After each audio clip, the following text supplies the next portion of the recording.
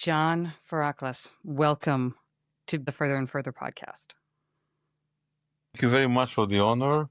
It's great to express my feelings, my personal, my business feelings, and share them with you and all the people that can hear, all the listeners worldwide. Shipping is a business that runs planet Ocean. I call our star Earth, I call it planet Ocean, given that 80% is water. So it's planet Ocean, and the Greeks, they have a word for this. They don't say Earth, they say hydroios, the water, Igea, hydroios. As you know very well, English is a Hellenic dialect. And we are very proud that 70% of the English language is Greek, with a different pronunciation. That's an important issue.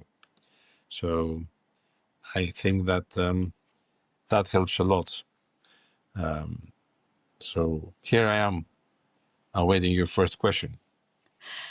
I would love to start with something that I have read and heard you say several times about how you cannot win the war without going to the battlefield itself.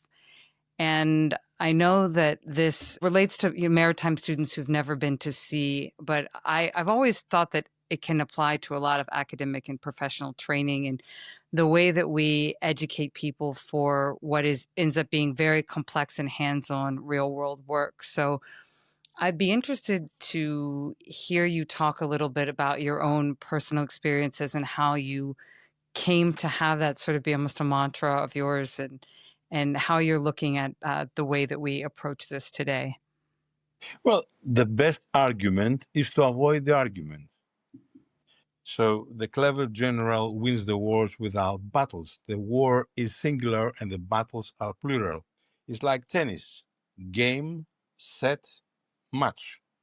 I can lose some games, some sets, but never the match, never the war. Just to make a parallel discussion about this. As you know from journalism, it's the mighty pen, okay? It's the mighty pen that governs.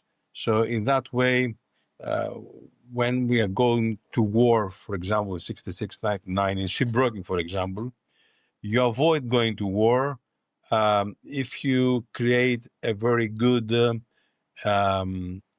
memorandum of agreement between the buyer and the seller. So there's not any misunderstanding, and both sides, buyer and seller, they agree. Otherwise, if it's not crystal clear, they go to war.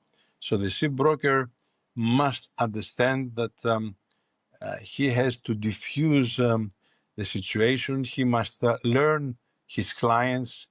He must know, or she must know, if it's a female shipbroker, their background, how they've been brought up, where they traded, the background of their families, where they're at. I mean, I divide the ship owners, with all due respect, to three categories: traditionalists, parachutists, and cowboys. And I have said that very many times, very openly. Tradition is very, very important. Whether today you are with 2 ships, in the past with 50 ships, you continue to be for 1,000 years in the industry. And that's important. So a very well-construed memorandum of agreement for sales and purchase business, or the same applies for a charter party, clears out and you avoid going to war. The shipbroker is like the United Nations. Unfortunately, today it's only by word, the United Nations, because it doesn't work properly. Despite this, ourselves in the shipbroking world, we have a very good way of solving out our differences. I have been involved with some amazing legal cases because of narrow-minded people, or people that had a lot of money and they thought that the word is beyond money, etc., and the money can buy out everything. Well, of course, money buys out everything. But as I said, the clever general wins the war without battles. You must have also prepared yourself, like a well-educated captain set sail with everything in order, not anything, anything means one thing, everything means a lot of things. So his vessel, she must be in all respects ready to go at sea and start the voyage. So we are trying to avoid the war. Many times some people, due to education or ignorance, they don't understand the terms and conditions of a memorandum of agreement, and they go to war. And I have been involved in one of the cases which I have won. And after I won, I delivered a speech under the umbrella of Lloyd's list events. And I spoke about when a vessel is ready for delivery and the structure of commission. The vessel was never delivered, but the shipbroker deserves to have his commission. If you go to get married and you don't appear to the church, you have to pay for your suits, for the church, for the hall that you make your wedding party. As simple as that. So the shipbroker, whether the vessel is delivered or not, and it's not his fault, he or she must receive the commission. And I'm very proud we have won this with my very good partners back in the 80s and 90s, and really smashed this. And I remember that when I delivered my speech, I have opposite me the CEO of the Institute of Chartership Brokers, Mrs. Barbara Fletcher, who was opposing my views. But two disciplined gentlemen, the then chairman of the Baltic Exchange, the late Captain Hugh McCoy, was also the chairman of Clarkson's, and Jim Buckley, the CEO of the Baltic, not just came to my rescue, they told her, Barbara, you've lost from John and his partners in court. Finito. So you come across some not nice situations that people are biased because John was Greek, for example, and the other was from America. These are typical nationalities, just for the sake of discussion. No. If you are well educated and and you have very good lawyers, don't forget that I have been extremely lucky, very lucky that I started from a family law office, one of the biggest in the world, my late uncle Christopher Margaroni's law office. And I've learned a lot of things that really, really helped me a lot in my ship management life, in my shipbroking life, even in the media, to be honest with you. And of course, to the great love affair of my life, the shipyards. So just because I like to start with first principles, although it may seem like an overly simple question, however, we both know it isn't. What is a shipbroker? A shipbroker is somebody who brings together two parties. In particular, they must be willing, both of them, either to buy or sell a ship or to charter a ship. In the past, most of the shipbrokers, they emanated from seafaring professions. Captains, in the 85% were shipmasters, and 15% were, in the past, marine engineers or naval architects. That was the majority. Then slowly, you had people from college studying the shipbroking courses. But essentially, the successful one was those that they came from sea. The same applies from lawyers who were shipmasters or they had the chief officer's ticket and then they went to study maritime law. They are the best ones because a law office have to ask expert witnesses in some cases. But what you do not know, Emma, you cannot control. So who could check the knowledge of a shipmaster or a marine engineer being a lawyer without being at sea, without knowing what was the issue, whether it was a collision or an accident or an injury of a seafarer, So it is essential whoever enters the shipping business, she and he must go at sea for a week, for a month, at least to learn what is a bulk carrier, how she operates, a tanker, an LNG and LPG container vessel, the basics to learn. Because with certificates, you cannot do things, You must be there. I mean, if I ask you, your bedroom size 3 by 3 and height 5 meters, for example, what is the cubic capacity in grain and bale? I can ask them openly. Nobody will reply unless they have been at sea or somebody was their mentor. Mentoring in shipping is important. I was very lucky because everybody in the family was in the shipping business, either as ship owners or ship masters or marine engineers or owners of shipyards. So I was extremely fortunate to be in such a family, a very big family, spread in all 5 continents and being involved with all sectors of shipping, from maritime law to tax law, to tax havens knowledge, to shipbuilding. It is very important. I was extremely lucky, and as you understand, when you're extremely lucky, you're lucky from within your family.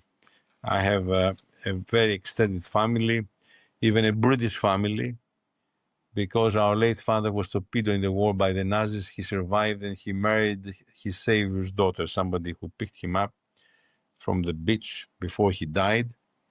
And he saved his life, so my dad married his daughter, and I have my half brothers and sisters who lived in the UK and then in South Africa and in the Bahamas. Other members of the family, they live in Bermuda after the fiasco in 1958 at New York. There are some of them in Australia, you name it, everywhere. Then the family got married with women from all over the world. I did the same thing. I was the second, for example, for my family to marry a Norwegian.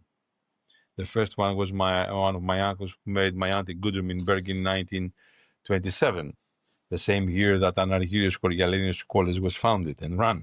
Everything is a coincidence and not a coincidence. So we've been spreading around the world, you know.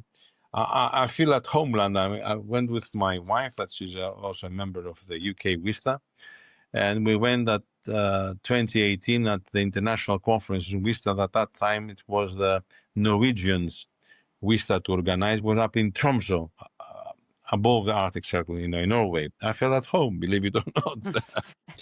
You know, it's amazing. You know, it's amazing. And We so travel beyond around the world. beyond Tell the me. the opportunities of being able to go to sea and having something core to your experience of excellence in this area, when we look at the role of education versus like hands-on experience and what you can actually be taught about shipbroking, we know that there's so much that goes into it, quiet and invisible skills that make the people that are great at it truly great. So in your experience, what were the skills around that were not the obvious ones, the things that you can't be taught? Well, first of all, from the age of 15, I used to sail only with my father. I didn't want my mom to be on board the ship. I'm sailing since I was 18 months old, believe it or not. I have my circumcision in Panama. Although I'm not a Jewish person, we believe in peritoneal circumcision. So when I get deliver a speech in Panama, I even mention that I'm a Panamanian as well. You know, everything counts, believe it or not. I've been at sea when you're young and you have a mother. When I was at 5 and 6, I was writing my diary, assisted by my mother. And all this has helped me. She was keeping a very good diary herself. Where we went, the people we met in Japan, we circumvented the world twice with the Liberty ship, the Santa Despo, of my family, of my uncles owned the ship, you know. Um, Most of the ships, except one, they all had a female's name. All of the Santa Maria, Santa Despina, Santa Despo, Santa Kali, you name it, Santa Venetia, you know. So we've been around the world. The family had 7 Liberty ships, you know. At the stage, the family split, and it split because of education. Some members of the family, they were third and second officers on board the ships. Few only were with the master's ticket. At that time, after the war, they started building ships in Japan. The uneducated part of the family, they continued to build ships amidships.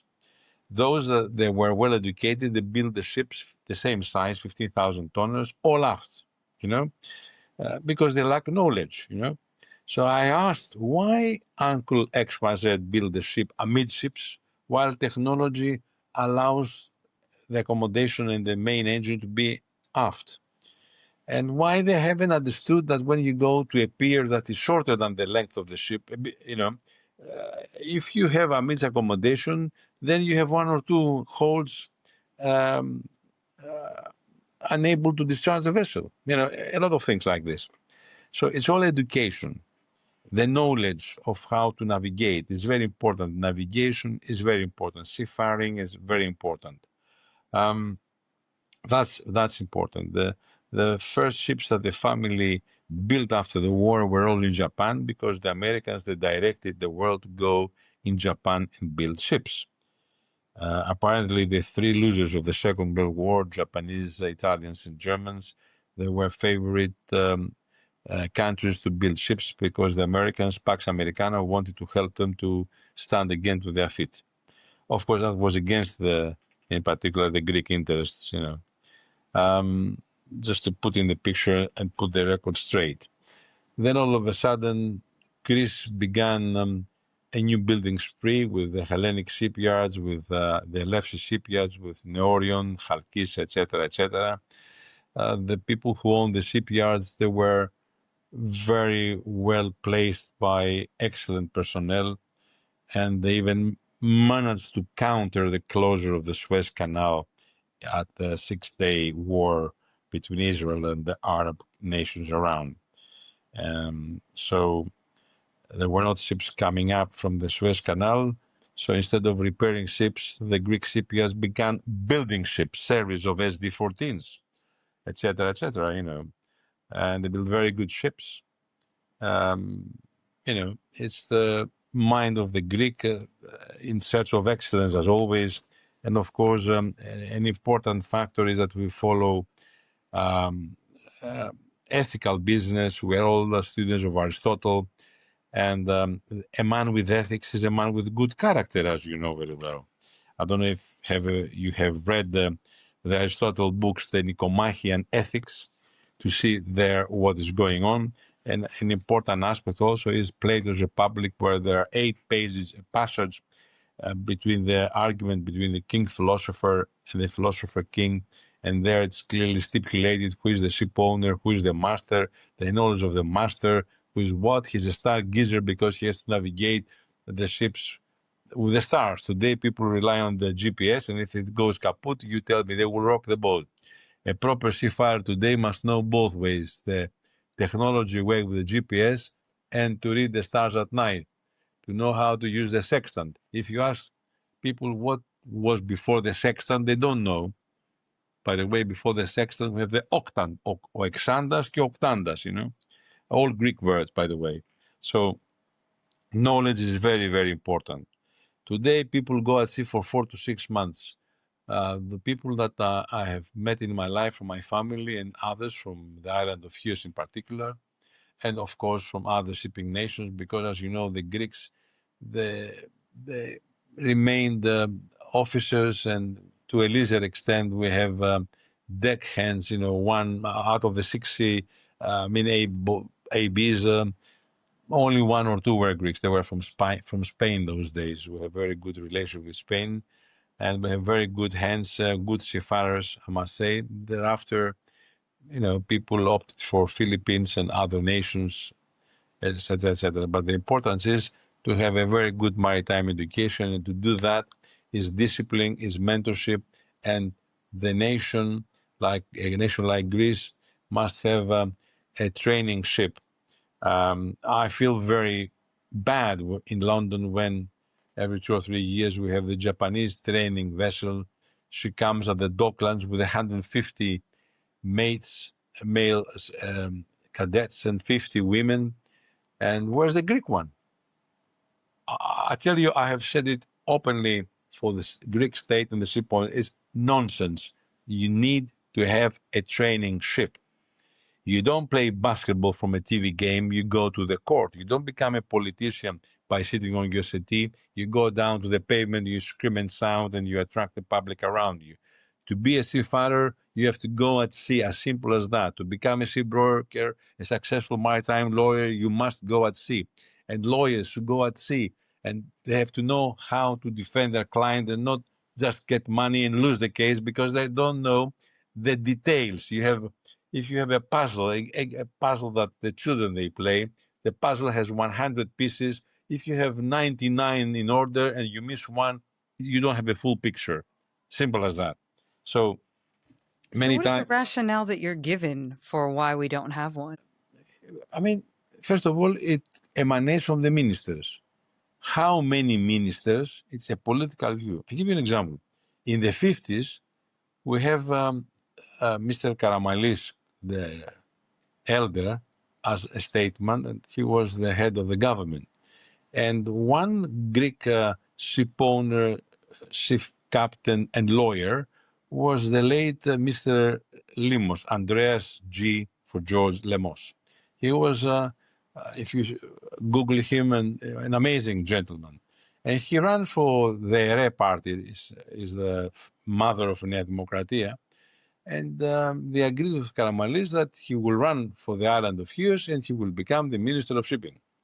When they won the elections, Karamanlis told him that, sorry, Andreas, but I have somebody else to become the minister. He said, Prime Minister, thank you very much. I'm not interested. I was only interested to help my nation and help the seafarers and everybody and make it a better state than ever before.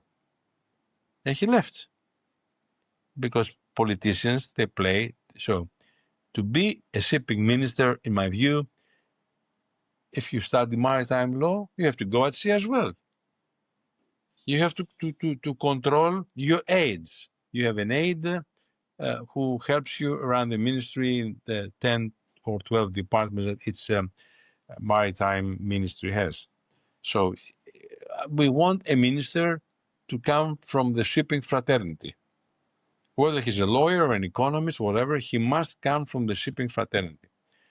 I have my experience. I was called from London to come and be the chief aide under PASOK, which I'm not a PASOK, but I thought to reason with people. And I came in 2010 under Mr. Diamandidis as a minister because his son knew me. I went to the best ministry of our nation, the best. But my minister was not a shipping man. A nice man, but he was not a shipping man. So that's important. You need to have, and I know exactly, I've been at the ministry because not in theory, in practice, I was there for 4 months and I saw exactly what goes on. Nobody bothered about maritime education and training. The Hellenic Coast Guard, one of the best, possibly the best in the world, it has amazing people and we need to give them a bravo for many, many reasons. And I was screaming and shouting to increase the number of Coast Guard officers and personnel, because as you know, Greece is the 11th nation in the world with the longest coastline. 13,000 plus kilometers is the Greek coastline. Turkey, for example, which is 7 times bigger than Greece, 7,000. Do you see what I mean? It's important for people to come from the sea and know what they run. Greece is not Thessaloniki, Larissa, Athens, or Heraklion in Crete. Greece is the Diapondia Islands, northwest of Corfu, down to Castellorizo, to Psathura in the northeast Aegean, and down at Pylos Island, Sphakteria. So they must know the nation by heart. They must come from the sea. The sea, I don't know whether you have read about John Kennedy. John Kennedy, I'm one of his students in theory. First of all, on what we started about negotiations, he has said, as you remember, let us never negotiate out of fear, important thing, but let us never fear to negotiate. And on the other hand, on an occasion of the American Cup, he delivered an amazing speech that night that we are close to the sea.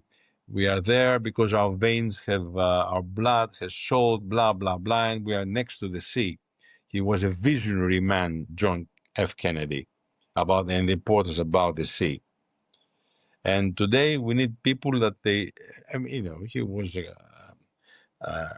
the commander of a patrol fast boat in the Second World War. He was not just um, a politician who came from politics out, you know, and ran the superstate of the U.S. You know, he has been at sea. They know, so it's important. We have to give an importance of all the students in the Greek university that they study in the Piraeus University, in the Aegean University, and other universities, to go at sea. Myself, I have run shipping companies, and I was always employing people. That was important. I was the person employing everybody due to my knowledge, and I always chosen people, men and women, that have been at sea. I think this brings us Um, into a territory that I've been excited to talk to you about for a while, because in many of our conversations we have talked about negotiation becoming a lost art.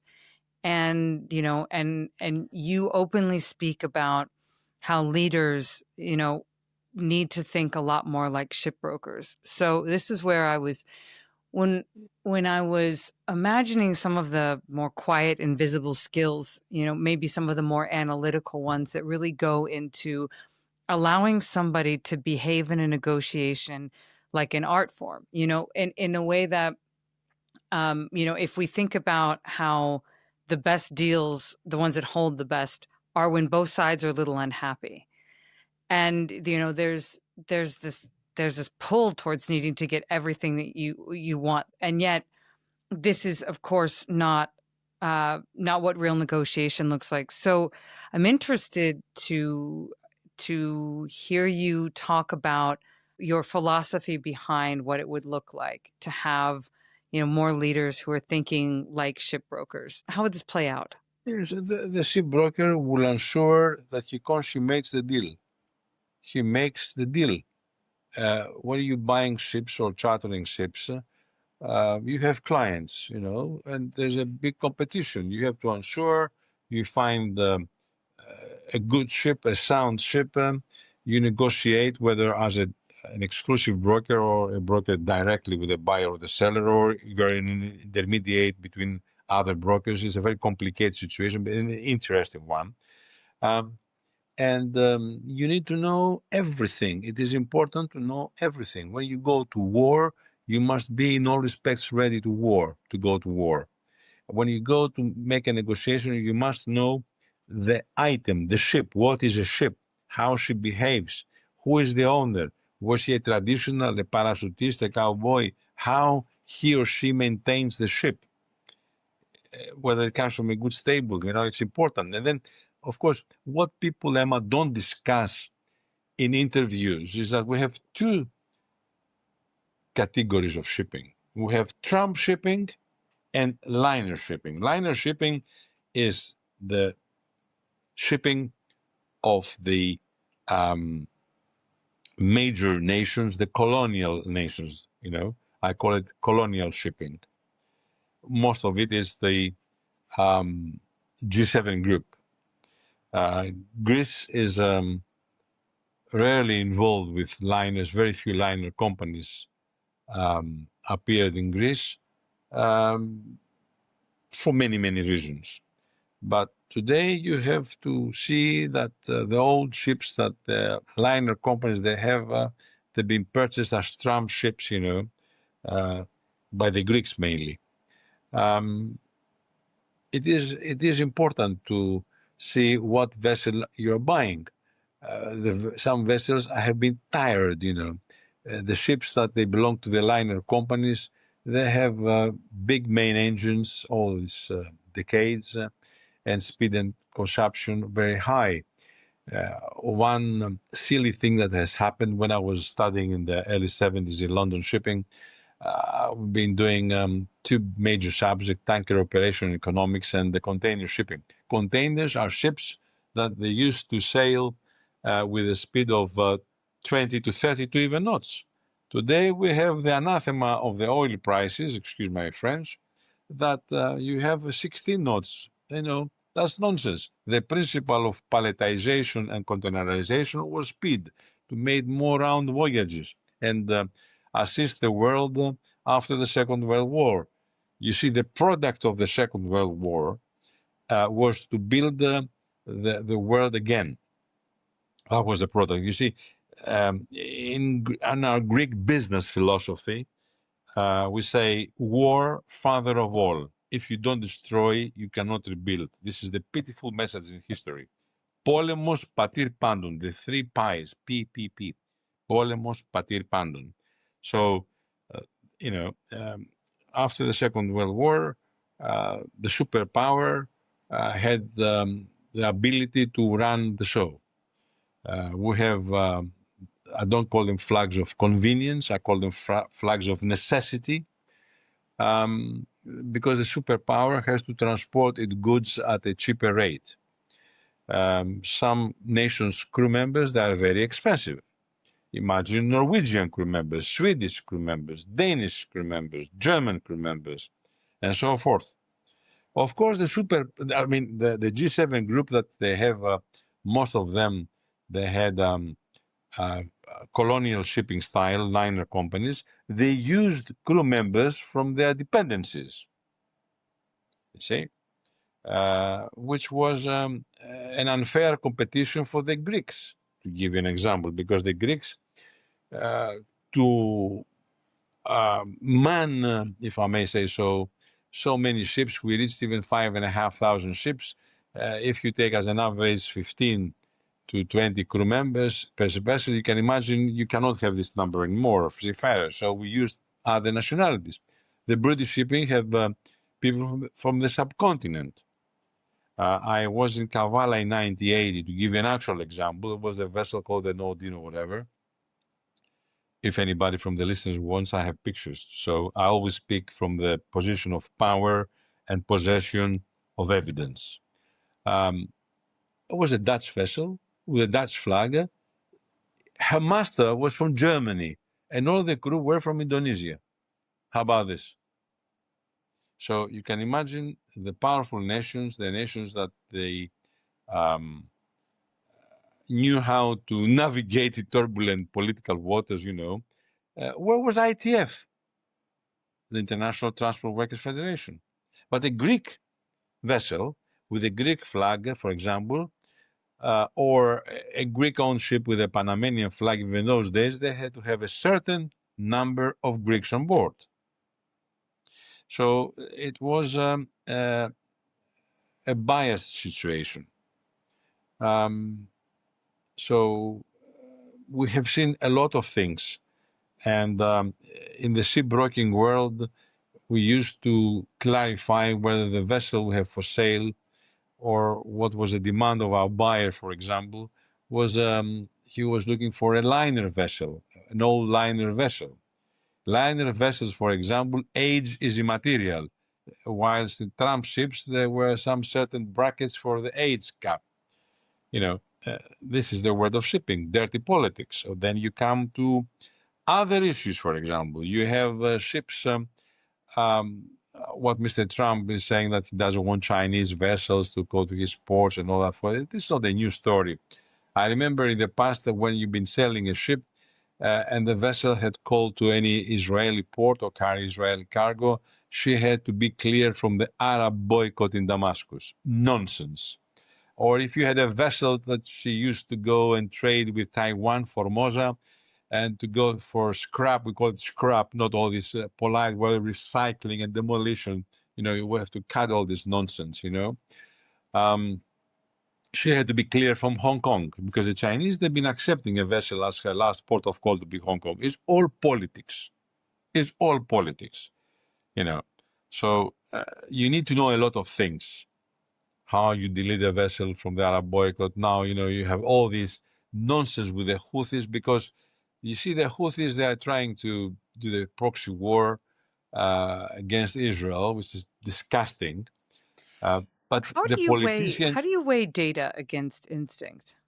Well, I tell you, I come from a ship family and seafarers family. If you don't have a human on board the ship, your husband, your son, your brother, you don't give a damn what the Houthis are doing. All you need to have is your goods to come from Shanghai to Piraeus, to via to the ports or to Rotterdam. They don't care. People don't care. They don't understand that if you don't have shipping with an H, you don't have shopping with an O, and you don't have shipping without the H. You see, so people don't care about seafarers. I have openly said, go and smash the Houthis. Who are the Houthis? Go and smash them. Don't let them have a single bullet to jeopardize trade, to leave widows behind or traumatized or injured seafarers. This is what we need to have. Protection of the sea lanes. We need to have a big fleet of warships to protect the trade of cargoes around the world. Of course, as things have happened, and you can hear from my voice, I'm against globalization. Totally against globalization. Why am I against? Because our economies in Europe, for example, Europe has, as you know, 450 million people who are bigger than the US, 360 million. So why should I have products from China or from India, from wherever, and not have products made in the European lands, whether this is a member of the European Union or not? It's a good protection. Of course, we will protect. Of course, we will trade with other countries, but the priority rests for the Europeans because we have a great number of unemployment, and that's not on. I'm sorry. Firstly, you look after your house, and then after the neighbor's house. If your house is not stable, so what's going on? Go and smash the Houthis or whoever on earth, goes and jeopardizes trade. Because the one thing, as you know, brings the other. How many ships are going through the canal? It has been reduced through the Red Sea now.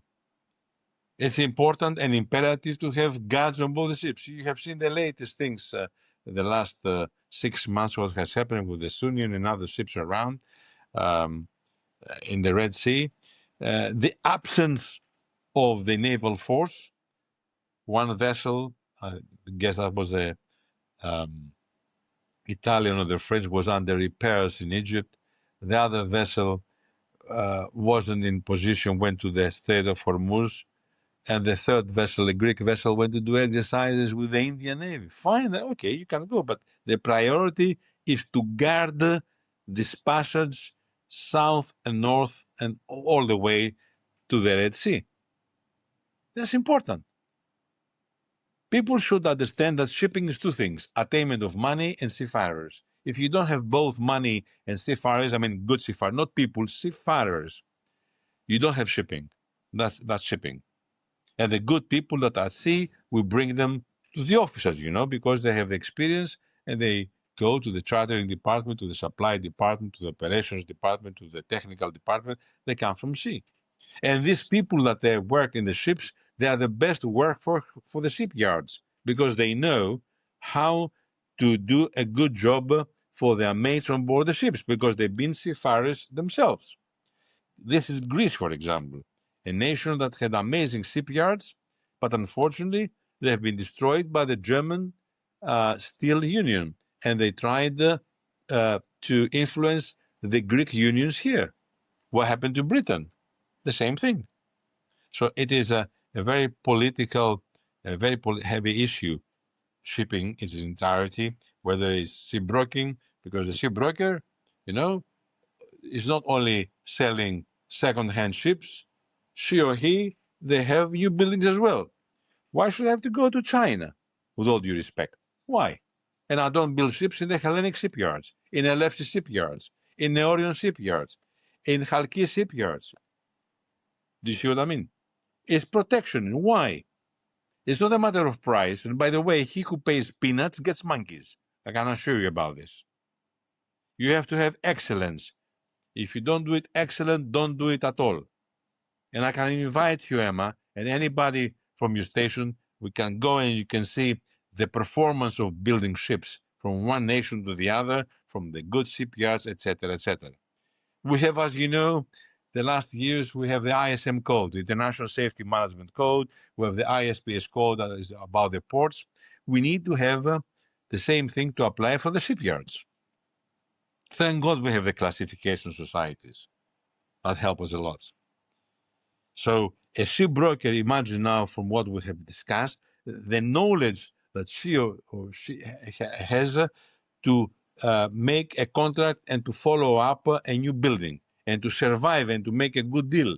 So the ship owner, his client, will go back to him because you see, the shipyards, they offer like the car makers, the cars, is who is your broker, who makes you the good deal, the after sale stuff, all of that. It counts a lot. Important is education, Take all the students, take them to the shipyards. First of all, teach them how to swim. Another important issue.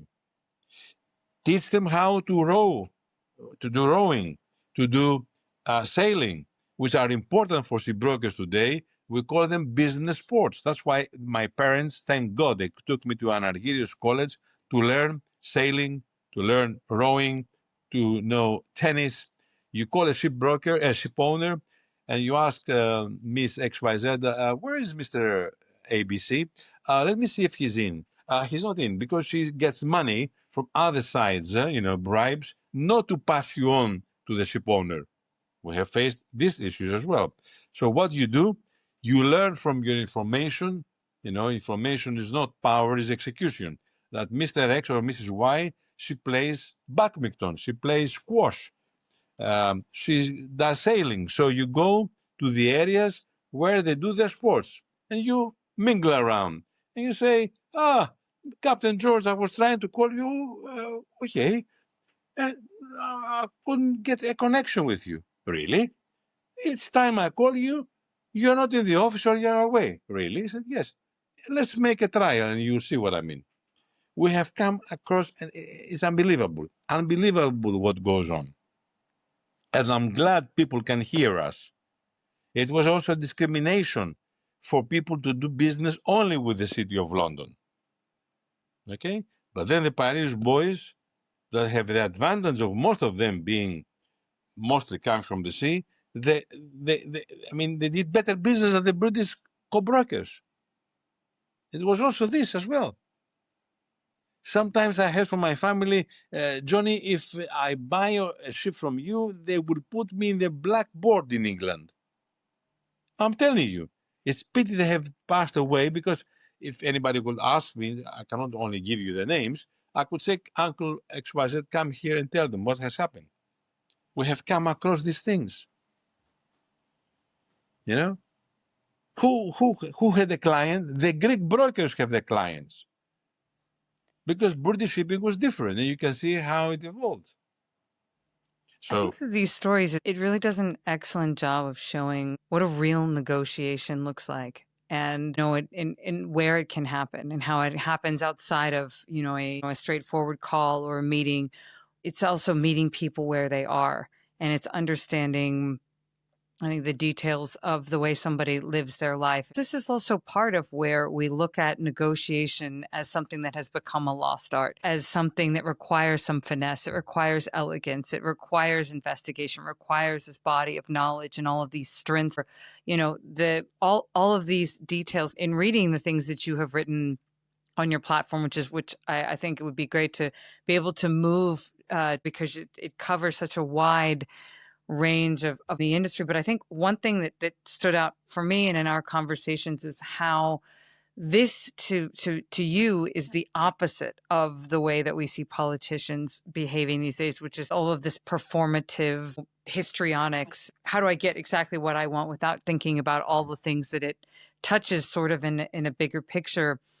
And I'm going to put some links in the show notes, definitely, to this, particularly this series of articles that you wrote about the death of diplomacy. Yes. So I'd like to talk a little bit about this now and how it ties to the way that you could see things running much better. Earlier on, I mentioned to you that I'm a scholar of JFK.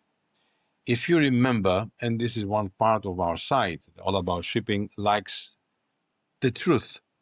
And Kennedy said that the great enemy of the truth is not often the lie, whether it's delivered, contrived, or dishonest, but the myth, okay? Persistent, persuasive, and unrealistic.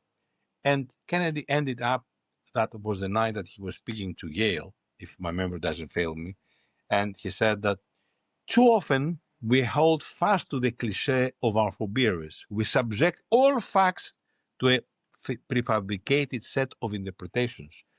And he ended by saying, we enjoy the comfort of opinion without the discomfort of thought.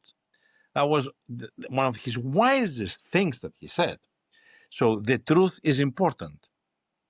What is the truth? Very simple. When I go to the university and I give lectures, the truth is multiply 3 times 3 makes 9. That's it. Does not make 8.9 that Emma says or 9.1 that John says. That's it. As simple as that. So here, everything should be balanced. When you make a prediction, it's not just the intuition that you must have and the knowledge.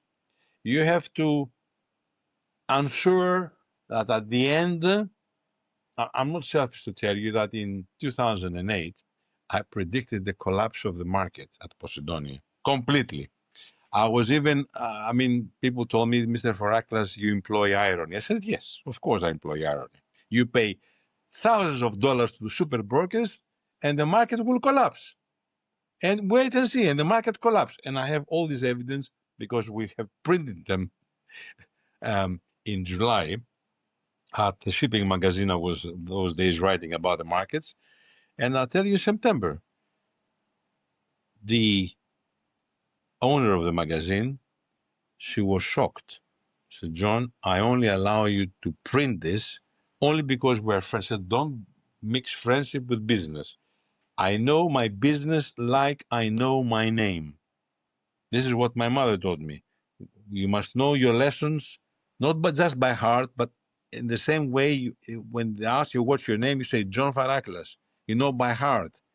If they ask you what is tragedy, what is philosophy, the terminology, to explain this passage, you must know them, not just by heart, but you must know them like your name. So here, you need the knowledge is important. Fashion, art is important in shipping. Because many people have asked, why you have so many articles about fashion and art?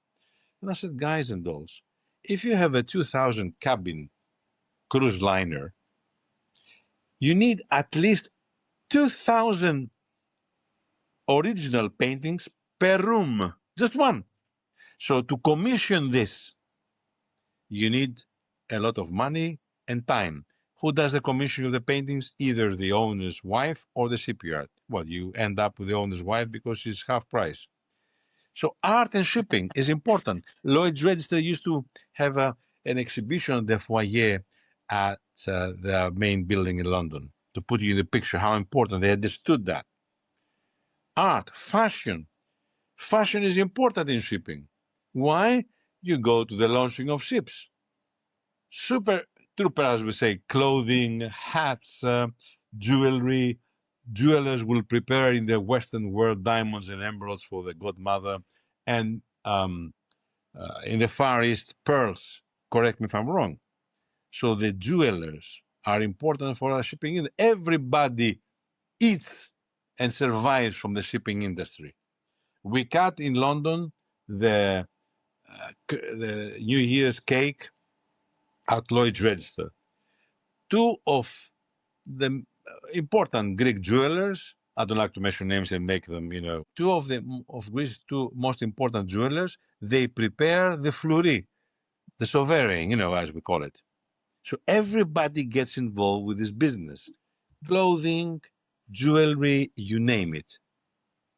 So that helps a lot. How many people, they survive over the holidays of Christmas with spirits to prepare all these boxes for your clients, So everything counts a lot. Cooking, the best cooks come from the ship.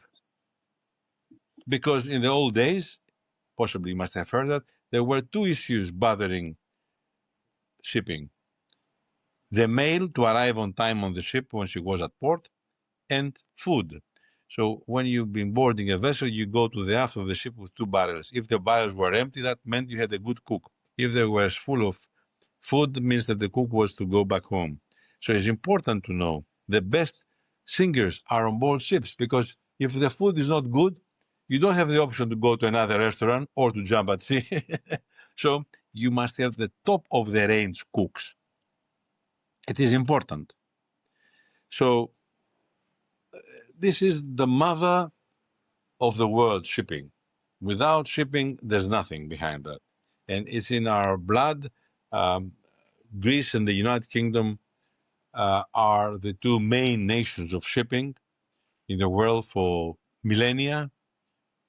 British are 1,000 plus years.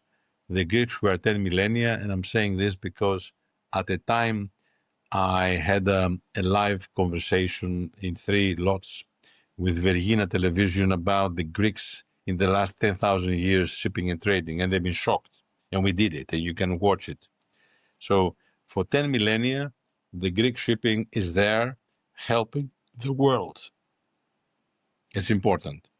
Our business, of course, is important what you started, because everybody asks about shipping in general. You asked the most important question: shipbroking. Shipbroking epitomizes everything, Emma, in shipping. Everything. I had some students in the past for whom I make a diagram, and I put in the middle the shipbroker. What he must come across is the documentary societies, local and international registers, industrial, salvage companies, the admiralty, manufacturers of machinery, personnel, merchant marine colleges, computer those days, hard and software companies, insurances, local authorities, advertisements, I mean, the media, traveling, communications, ship surveyors, banking, you name it, shipyards, ship finance. So the shipbroker knows all about all this business. No other profession is so knowledgeable than the shipbrokers, and in particular, the sales and purchase ones. I was teaching in my past life in Piraeus College chartering, but I opted to become a sales and purchase broker because 10 fixtures was the equal of selling one ship. So it was too much effort, fixed 10 ships in comparison to sell one ship, and the money was very good. 1% commission from the S&P was quite good, Yeah, I love it. It's a love affair. We've done some amazing deals with my partners. My then partners were overseas. 3 of these guys, they formed with other 2 friends, Allied Shipbroking, fantastic guys and dolls there with amazing deals. We're like a family. And, we have our co-brokers in other countries, but, we created those days in the 80s, the best S&P automatic system that no other shipbroking office in the world have, and Lloyd's Register made it certified as the best um, IT system to sell ships. You know. Um, So, what drove you to create All About Shipping? And what do you have, in mind when you think about the ways in which how people are consuming knowledge is ever changing, and how we separate truth from performance? I'm always around to all events, to more than 5,000 exhibitions have been around the world, conferences, thousands of conferences. And one day I was speaking with a French daughter. We were very close. At that time, she was working for a very big, one of the 3 biggest companies in Greece. And they had a website. Unfortunately for me, it was in Greek. I have to give her a monthly report. So, except that I knew her father, who was also a seafarer, a captain, a master mariner, we've been compiling reports. She was very conservative, let's call it like this, very conventional. She was questioning my geopolitical aspects of shipping and the trade. So she told me, Mr. Ioannis, why don't you launch a website? Um, she's a great girl, and with her husband, we are partners in the site. It's a partnership. It's my son involved, my wife involved, and her husband involved. She's one of the best journalists in fashion, and her articles are in our site. Elena Sendona, she's great. You can spot her. And I consider it immediately, and we launched All About Shipping. How long ago was this? At Posidonia, on the 5th of July next year will be 15 years. Time is flying. In the past, I was from 1997 writing for my good friend Leta Dimopoulou of Shipping. A great friendship. I knew her since I was with Overseas in 1979, and it was fantastic. I feel honored that Leta allowed me to write my feelings, although they were very controversial. They were, of course, but I was the winner, I must tell you.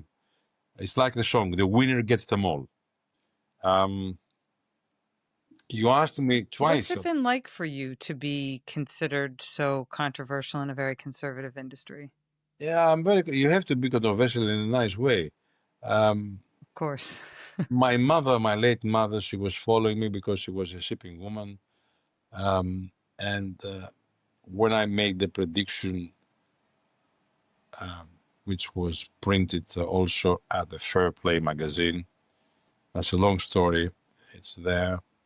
The one side refers to me and the other to JP Morgan. And I smashed them. The same journalist, it was a very controversial prediction. Now, Emma, I'm not a fortune teller. I'm a fortune seller. I must divide these things. It's not just intuition and knowledge and analysis. You must have it in your blood. Day and night, I have this love affair with the sea. Um, I have to be very honest with you. My wife stands 24/7 with me. I started her career as well in one of the biggest companies in the world at Stavros Livanos' company. Um, and I was very pleased that she has been also. And I met her during an AGM at Mykonos of Bureau Veritas, a shipping event. You know what I mean? You meet even your wife. It's amazing. So she's 24/7 with me. I don't know any other woman to be 24/7 with her husband all day long, be it on the screens or be it in conferences or in exhibitions, you name it. She's there and she's backing me all the way. I have been very honored in my life that the greatest support, except some friends, there were all the females in my life, whether wives, I have done 3 marriages. Um, the mother of my children passed away, but she was, packing as well. My first wife, she was Norwegian. Just, for a year, was a marriage of the youth. She was coming from a shipping nation. And all my students, women, and my associates, I don't call them workforce or subordinates, they have helped me. I owe a lot to women. I must tell you this. Um, I believe of a certain equality. We are men and women. That's how I call it. Male and female. Um, there are certain situations that women cannot become men, to put it that way to you. I'm sorry to say so. There are other situations where women are far better than us. They have the advantage of being more meticulous, more analytic. When I was a shipbroker, my number 2 was a woman, was a Greek Australian. And the other guys there in the office told me, John, why you have chosen? She hasn't been at sea. I said, don't worry.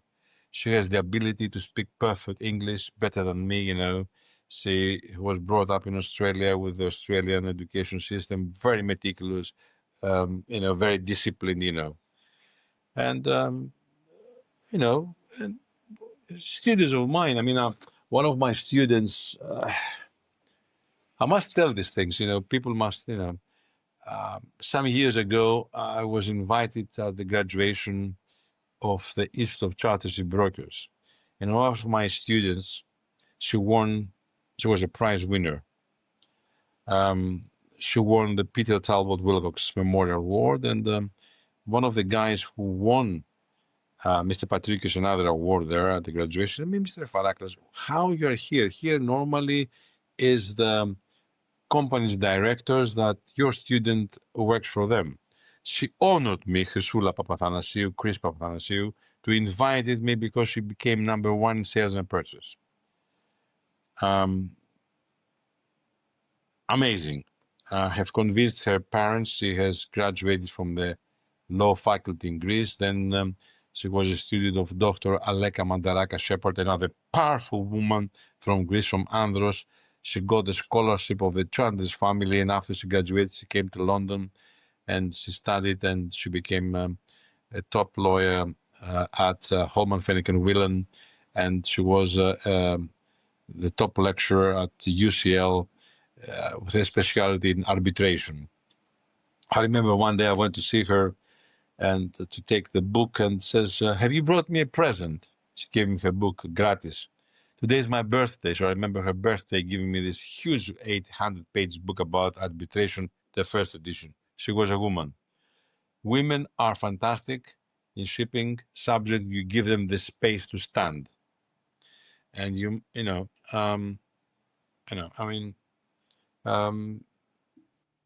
my daughter wanted to become a seafarer, but she was opting to become an art director. She's now a broker, and she has a lot of shipping clients in the real estate. My son is a graphic designer. Our first son is a graphic designer who has studied a bit of shipping. He's been at sea. He's not the world's best designer, but he's the best shipping designer because he understands how to do the logo of a shipbroking company. It's not an item to make a car, a main engine or whatever. You know what I mean? So Nicholas is a very good graphic designer with a lot of shipping knowledge that very few have. Show me one graphic designer in shipping who has been at sea. Show me one, just one. That's my son. Our other son is marine engineer, naval architect, and he is a technical director of a reputable specialized shipping company. So we continue. I haven't become a seafarer because I'm a 4-eye guy. I tried to cheat and said to my dad that I will make a laser operation in London in 1974 in the summer. So I found my doctor and said, no, Johnny, I will report you to the Greek authorities. You must be 100% clear. Even if the Greek ministry allows you with 2 out of 10 to be at sea, a deck officer, I will stop you. Because if it's raining, you need the screens to clean your specs. And he was right. This is how you learn things, because you can put people in danger. I love lecturing because I ask questions and see from various countries how they come back to me. In London lately, after Brexit, we have a lot of Chinese and a lot of students from the subcontinent, fewer Europeans, But then again, you see how these people react about shipping, and I have urged them to go at sea. Women is important, and you can see the powerful women that in 1974, when I was a student, they started 51 years ago. I was there.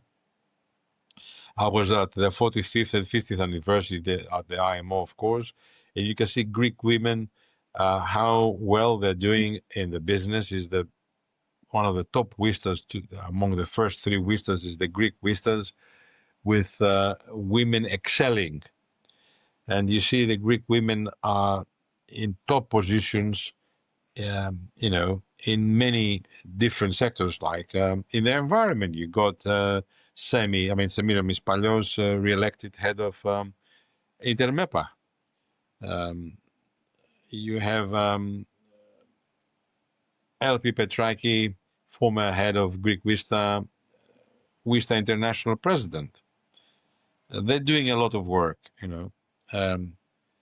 WISTA was a good thing when they started, and now, of course, they are very good mentors, the women, and they're inviting more women to join. But they need also mentoring from men. They need the experience from the sea. And that's important. They must put some water in the wine, as we say, and go at sea. It is important. But I'm very honored that I have some amazing students.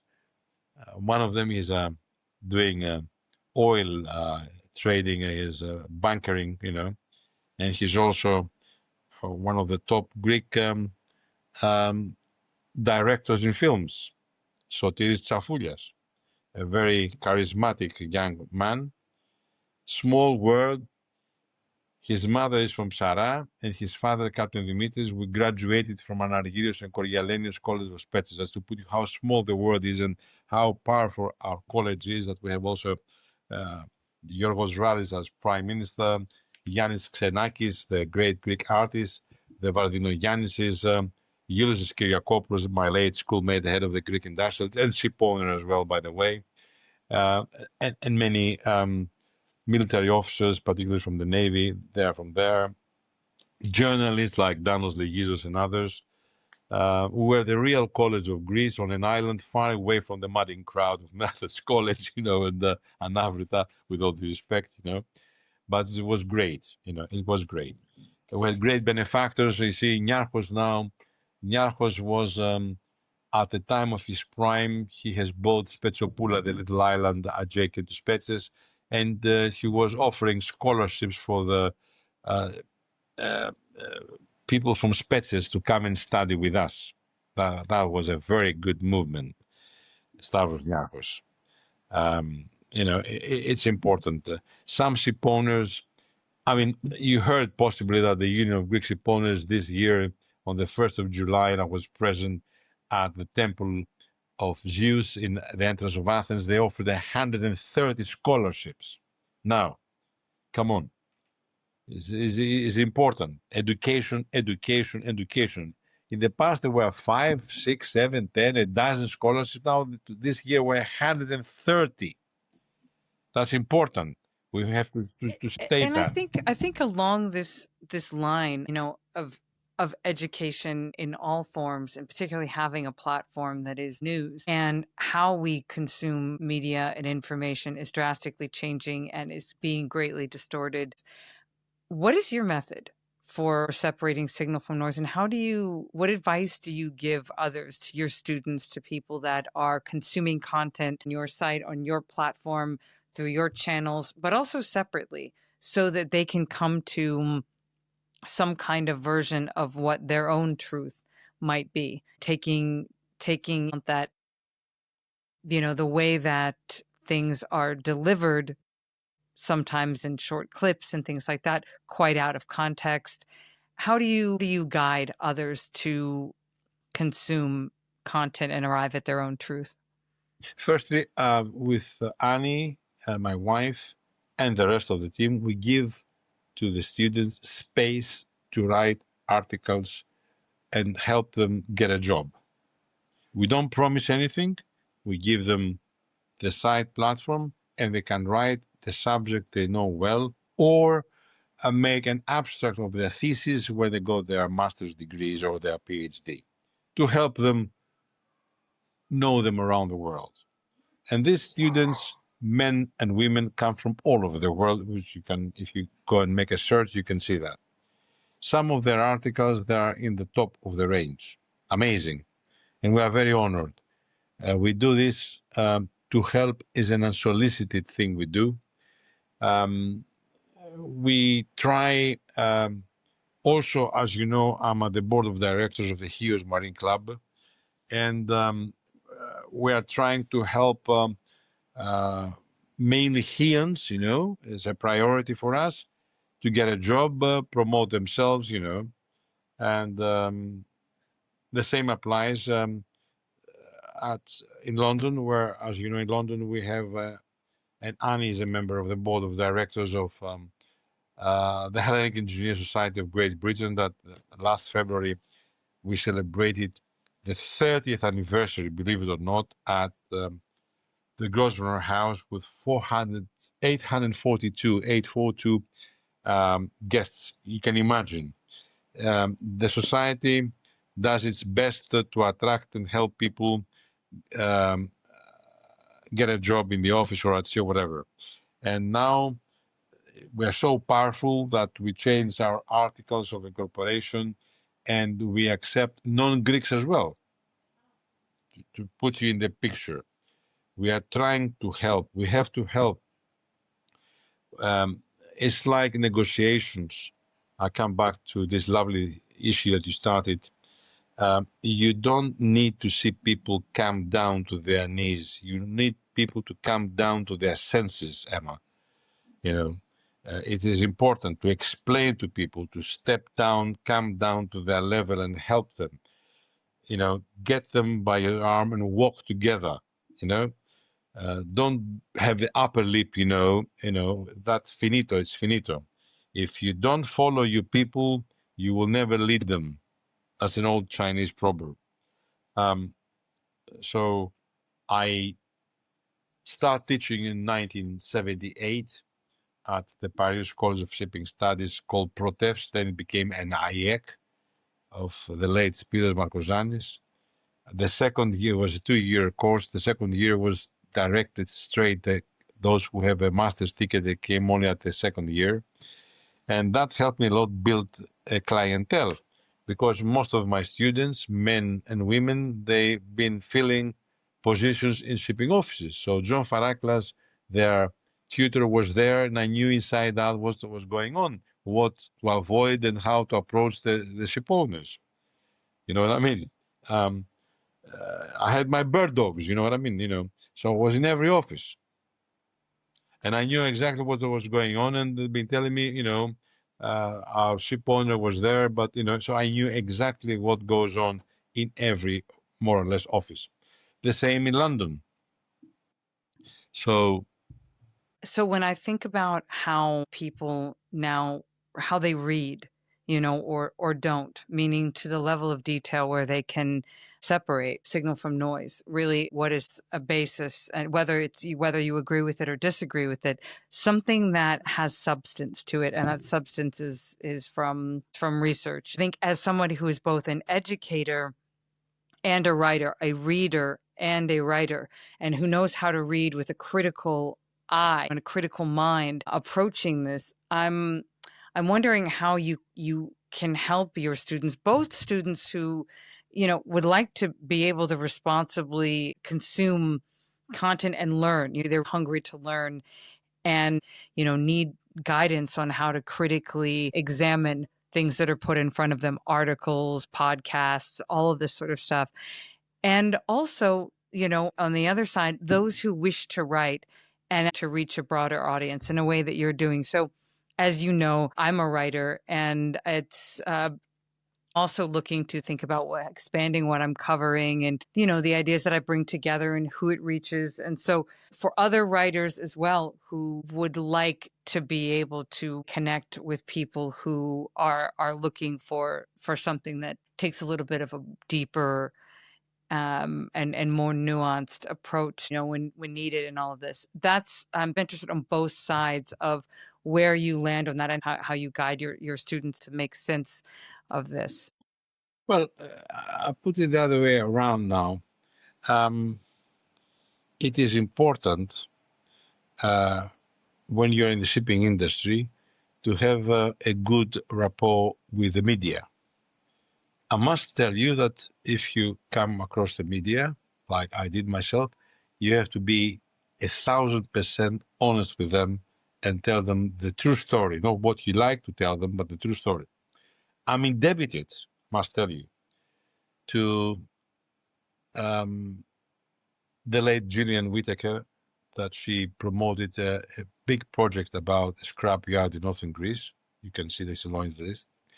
I'm indebted to Nigel Lowry of Lloyd's List, who, of course, I have to supply him with evidence to write about the scandal, if I may say, call it, of the shipyards and how was the privatization going on, and to David Glass of Naftaliaki. You have to be honest. I twice stated to you about the Nicomachean ethics and about honesty that governs the system today. And you have to be honest with your students, not to blow up their minds that they will make a lot of money here and there by that and the other way. You take them by hand, you sit next to them in the office. Today, they sit next to you, next to your laptop. You don't hide your laptop. You must be like a good captain who allows the cadets to learn navigation and to do the route of the ship. A bad captain does not like the youngsters to learn navigation because they will get his job. This is another thing that very few people know, that a bad master does not allow the young ones to go on the bridge and learn because they are afraid about the job. So I'm not afraid of. I don't have a job in my life. I have a hobby. My hobby is a love affair. Your hobby is the best thing in life. You consider what you're doing as a hobby. Your hobby is something that you love a lot. Like Van Gogh, he said, the things that are made out of love are well done. And as I said with Aristotle, the most important thing in Nicomachean ethics, the period that that stuff was written, it was a very important issue when Aristotle appeared. Um, he was a Macedonian, by the way, from north of Greece, from Macedonia. The important thing was, as I said earlier on in the ethics, the man of good character. And this is the measure of excellence. So you must be a man, a tutor, a professor, a lecturer of good character, and tell your students everything you know. Give them everything. Give them land to stand. Give me land to stand, and I'll move you the world. I move you. So this is what I'm doing. I have very long discussions after my presentations, which are 45 minutes in the UCL, basically, at the Queen Mary, and in the past at Hult, HULT, a private university. And I take them by hand, and I'm open to them. I give them my business card, and Annie the same, said, right, contact us day or night. What you want, we are here. I don't come here to give you just a lecture. I'm here to have a continuation, a real follow-up, a good follow-up. Is what, when you sell something, a main engine, the after-sales thing. So I love to see my students be on the top of the range. I'm very pleased that some of my students, they have become very good in the shipbroking profession. Some friends that I have, I was in the employment sector of an office in the past, and I took advantage of their knowledge, and they became top of the range shipbrokers. And when I lecture, I have not just lectured in universities. I have lectured in societies like the Propeller Club in UK, in London, in Panama. I have to see Panama, and the people that they came there, half of them were students, believe it or not, in the conference. In 2019, it was the 500 years of the city of Panama and the Panama Maritime. So I was pleased that 65% of the audience were students. So I have to tell them how Panama can become a big real center, not just be a flag, but just to be a big center, a center for cruise liners to use both the Atlantic and the Pacific, to do tourism, to do sea sports. Today, even medical. I mean, I have articles in the All About Shipping site about injuries from sea sports. You will be surprised. Check it if you cannot. There's a few 5-6 years ago, one of my friend's son, he is an orthopedic specialized in sports injuries, and in particular in shipping sports injuries like sailing, things like that. Amazing. So we have a very different way of thinking in All About Shipping. Firstly, the human factor. We want to help them. We want to see them put their names on the stage of Planet Ocean. This is it. And we adhere to do that. In the same way, we assisted our own children. And then, of course, they must learn to swim alone. Okay, after a certain period, people must learn to swim alone. That's very important. It's like in golf. They ask you, what is your putt? In shipbroking, they ask you how many ships you have sold, what type of ships, to whom. You know what I mean? Were you an exclusive broker, were you a direct broker, or what? But it's amazing. It's a very interesting thing. This is where politicians they lack. I mean, see for example what goes on with the law of the sea, and you see the aggression of Turkey in Central East Mediterranean. The politicians they don't know how to tackle these issues. They don't know. Believe you me. If they knew, we're not going to see this nonsense with Turkey in Central East Med. You see, Mrs. Thatcher, a very powerful woman. She didn't bother at all. She didn't care what the Americans would say about their babies, the Argentinians. They wanted the islands there to be the Isla Malvinas. It's Falkland Islands, and she went down with her armada. And she did it. And a very admirable woman. No, and of course, people are sometimes they forget, and of course, she was assisted by General Pinochet, the dictator of Chile. We must say, when Pinochet came to UK once upon a time, um, he was under house arrest because he was a dictator. The Labour Party, wanted to do the short and long, But Mrs. Thatcher had very good relationship with everybody, and at all costs, he had to win the war down in Falkland Islands. Even the Americans, they didn't guessed what she was going to do. So there you are. Mrs. Thatcher gave a lot of importance in the warfare at sea, which was won there, and the crews of the British warships then came ashore. Some of them became, of course, very good guard, because today we are under the threat of terrorists and all that stuff. And we need guards on board ships. Well, we need guards to know the ship. It's not just your masculinity and all that stuff, your macro style. You must know the ship.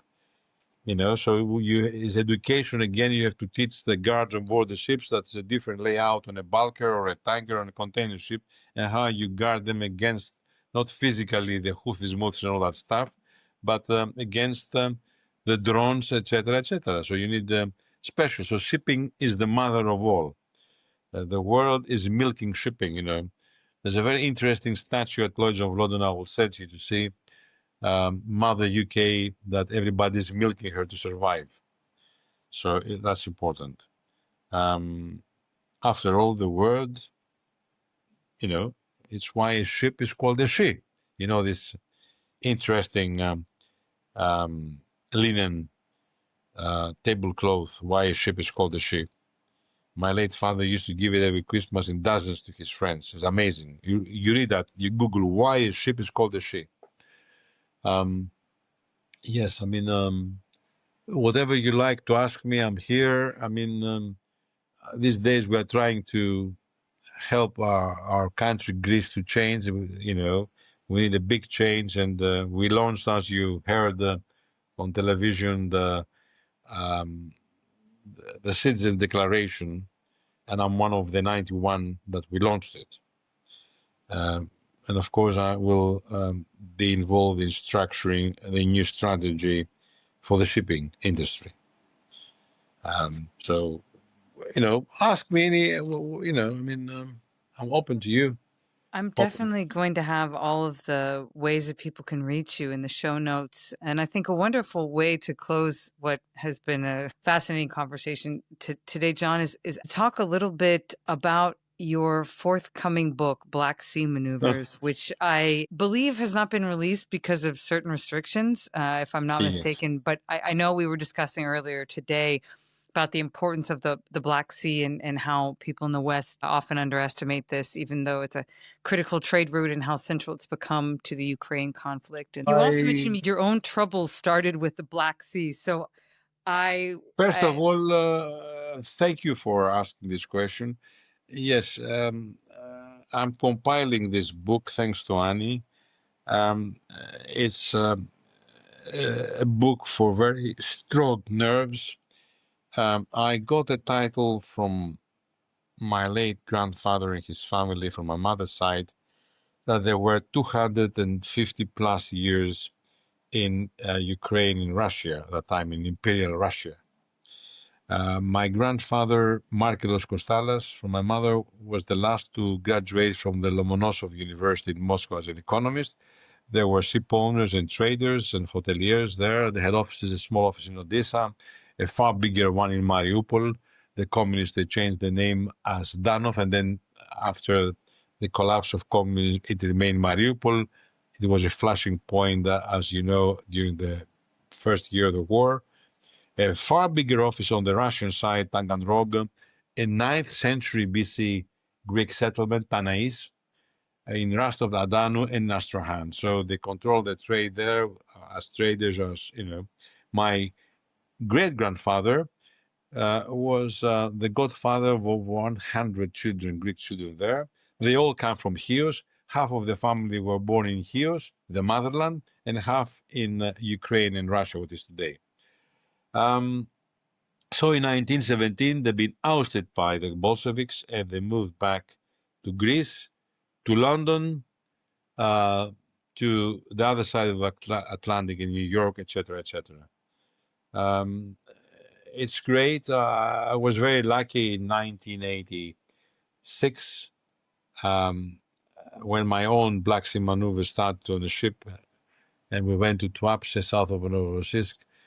You know, seafarers ago, thereafter girls on the clubs, etc. In the Soviet Union, there was only one club, the Neptunes. Every port had a Neptune. So that wasn't interesting, you know, much. I was changing my life. So I managed to attract the attention of one lady who was Jewish and she was the top of the town in table tennis. I did the Nixon table tennis tactic with the Chinese. I did it in Tuapse. So I convinced her after I smashed her 3-0 twice in 3 days, every day she was losing from me, the champion. I noticed she had the car. She was a member of the top echelon of the Communist Party. She was a teacher of English. And, you know, she took me around to the areas that my family were under the proviso that I don't speak English at all. So my Black Sea maneuvers that started there, I have to keep my mouth shut. And it's very difficult to put John Faraclas, you know, shut up. There's no way, but I did it. I was disciplined. I respected her position and I saw it all. I predicted that the Soviet Union would collapse. My mother said, Johnny. I said, no, mommy, they will collapse. And in the family, they thought I was going gaga. But I put it on writing that the Soviet Union will collapse. And it collapsed. The things that I've seen are despicable. You know, and of course, I was very sentimental to be in my great-great-grandfather's lands there. We kept the trade. And to put you in the picture how important is this book, when I was at the Ministry of Mercantile Marine, the one delegation from the Azerbaijan came to Piraeus and we had to meet them and help them and organize their shipping division, etc., etc. So the guys there from the Ministry of Azerbaijan said, how do you know so much about our country all these years, centuries? I said, we've been traders with you. My great-grandfather had the ships plying to the Caspian Sea, you know. Amazing how shipping and Chios Island in the Black Sea helped us a lot. Yes, it's important. And don't forget that Crimea, has been a very Greek place, as the Empress Catherine the Great wanted to become the Empress of Byzantium, and she moved 3 times the Greeks that they were in other parts of the Black Sea to Crimea. And as you see, the cities are with Greek name: Theodosia, Sevastopolis, Simferopolis, Meletopolis. All that stuff are Greek because she wanted to become an Empress of Byzantium. So Crimea, the Black Sea, and up to Odessa, where the Greek Revolution happened. Odessa was one of the cities of the Greek revolutionists in 1821 and before. You know, yes, it's important. I mean, and I'm also, sort of thinking what will be the aftermath of this. And if you noticed on the television about these Black Sea maneuvers, when they asked me from the initial stage when the war started, I was not pessimist, I was a realist. I said the war will carry on and on and on. So one of my friends from Thessaloniki told me, John, you're speaking to the television of Thessaloniki, and don't put the lady who interviews you in a bad position with what you tell her what's going to happen. I said, wait and see. Have patience to see. Patience is a virtue. Wait and see. It's my intuition, the knowledge of the country, what is the aim of Russia, what is the aim of the West. You must know all the stuff. If you don't know geopolitics, you don't know shipping. If you don't know shipping, you don't know geopolitics. You must know both of them very well. So Black Sea maneuvers include parts of the mid-60s when the Greeks have in their ownership 1,000 ships. 500 of them they've been chartered by the great wheeler Mao Zedong. Who will carry their cargoes? Only the Greeks. And the Americans accepted that. Russia, who in the Soviet Union, who will support the Russian cargoes? The Greeks. So we were an exception, believe it or not. But although we're an exception, unfortunately, the great powers, they don't pay attention to Greece, and this is not fair. That's not fair. And of course, the Greek government, not just the current one, must wake up. We had enough. So we run the world of shipping. We will continue to do this for the centuries to come and the millennia to come. It's because we have it in our genes. And this will tell you a lot in the archaeological part of Black Sea maneuvers, how important was the shipping and trading in all these areas that they bear Greek names. You must know good etymology and glossology to see the names. You see Kherson. What is Kherson? It's a Greek name. The area of Kherson. It's like, do you know what Ukraine means? What Kraina means is the Slavic languages, the end of the countries, the ends. Krani, So you must know, of course, we have the books, we have all that stuff, photographs of how the people run those countries in trade. We run the trade for Russia, believe it or not.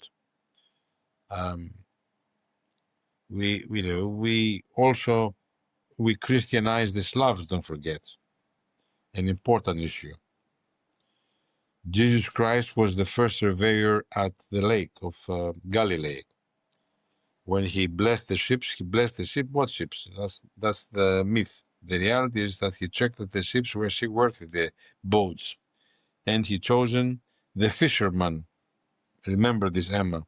He didn't choose the politicians. He didn't choose the agricultural people or the warring people. He chose the fishermen. He said to them, I will make you fishermen of the world, even in Christianity.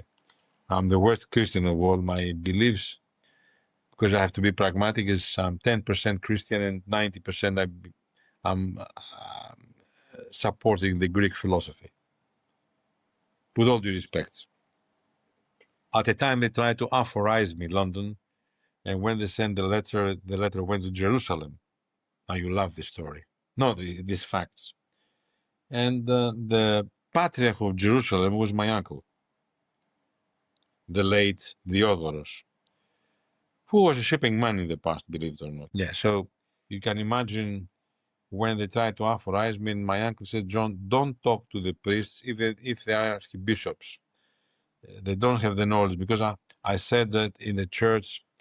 I said if religion and science they go together, we can see miracles in the world. So there you are. The Black Sea maneuvers will make many people lose their sleep. I cannot print a few things. I am waiting some clearances, and 36 chapters. I can print them now. They can go out in the market now. But I like those three ones of my own black maneuvers about the Cold War that we faced, and how we ran it and we won it.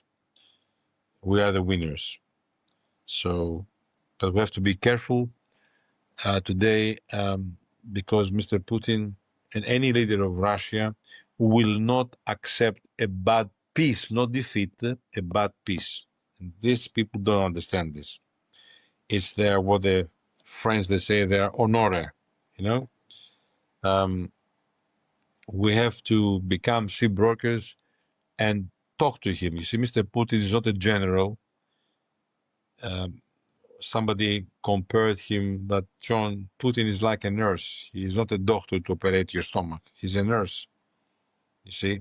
So we have to bring him down to his senses to see what is best for his nation and for himself. But pleased to tell you that my prediction of the war carrying on has been a success, and my predictions about the market success. And I must say, I have to honor John Kogias, the current president of the Hellenic Shipbrokers Association, who came to London for a night. He traveled all night to come and listen to my speech about the markets. The next day, when he came to Greece, simultaneously that I arrived, he mentioned me that we have a Greek who predicts the market, and we go to others to tell us about the markets. John was, I will never forget what John did to come and listen to him. A surprise to me when I saw him at the audience at Lloyd's of London, at Lloyd's Register. Lloyd's Register give one slot for a non-technical paper. So in 2004, I spoke about the flags necessities, and 2008 and 2010, I spoke about the market, geopolitics, and predictions. I'm very pleased that they gave me these slots. And one of the speeches was repeated the same day, because we have covered the capacity of the room, and they keep strict rules in Lloyd's Register, of course, as you know. Yes. Wait and see. It will be in all the bookshops in the world and in the media all about shipping. I've made a grand announcement at River Thames, Father Thames as we call it, and it's a live presentation of what the book will tell you. Of course, I'm waiting, again I repeat, to ensure that I will be able to print the important chapters of the Cold War. It's important. Well, I definitely look forward to the launch. And thank you so much for your time today, John. This has been it's been an incredible pleasure. And I thank you very much, and your company. It's great, and your efforts to contact me, because we are in UK, and it was very difficult to commit myself. Now we're spending a bit more time in Greece and around the world, and I thank you very much for your patience with me, and for the time you've been waiting that we fix this podcast. There's a lovely book I would like to end up with, written by Robert Townsend, the man who made Avis Rent a Car, one of the two top companies in the world. The book is called Up the Organization, and each page is a different chapter, whether it's full page or half page. And he said in the book of Genesis, it says, and God created the organization and gave it dominion over man. These are some very wise words from the man who made Evi's super company. Yes, so there you are. And let's not forget the women in shipping. Please support the women in shipping and the environment. It is very important, the environment. I will direct you to listen to my short speech of 10 minutes last year in Chios, the Chios International Conference, where we had the Patriarch from Constantinople. He is Beatitude Bartholomeus, who is called, as you know, the environmental Archbishop, Patriarch.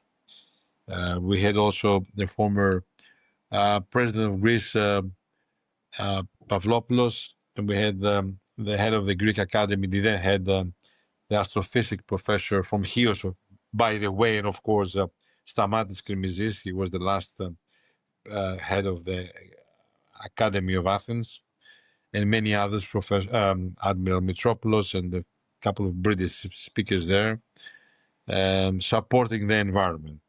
Emma, thank you ever so much. All the best. And if I can do something for you, let me know. I'm here.